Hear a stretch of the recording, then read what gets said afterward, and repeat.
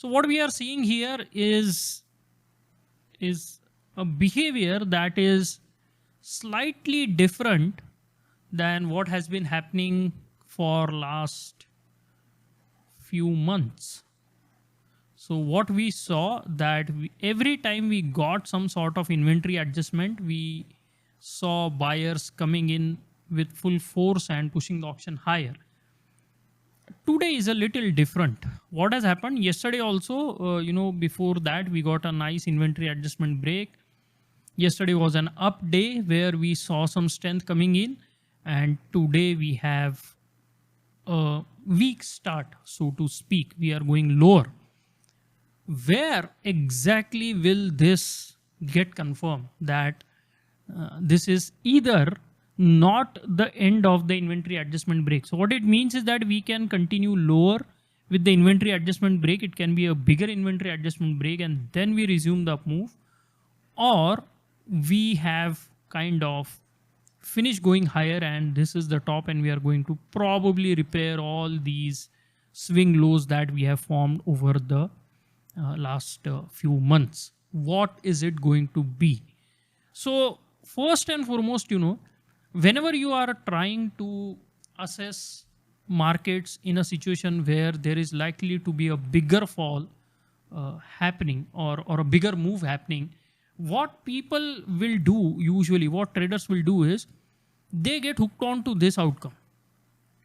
What they will say, okay, we are going to repair all this, right? It is going to be a sharp fall. They will justify it in 100 different ways. What you need to understand first is that even if it is going to fall this much, what is it going to do before that? It is going to first tag the closest reference. So here, this big trend day low here is where we are going to go first.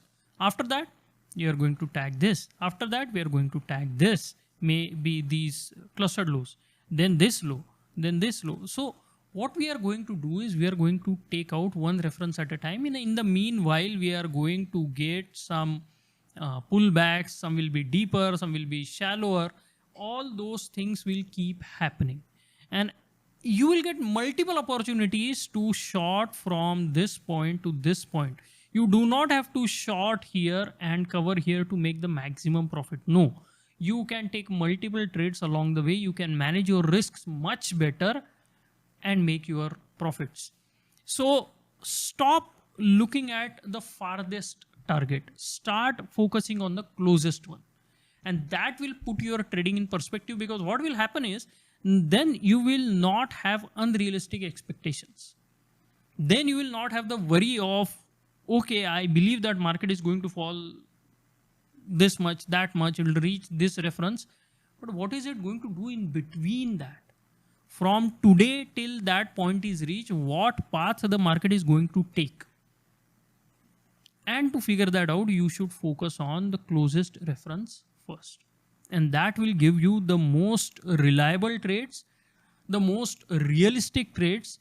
And if you keep taking those trades till we reach that eventual target that you are thinking in your mind, you would have made much more money with much better risk management rather than just shorting and holding on to your trades. Okay.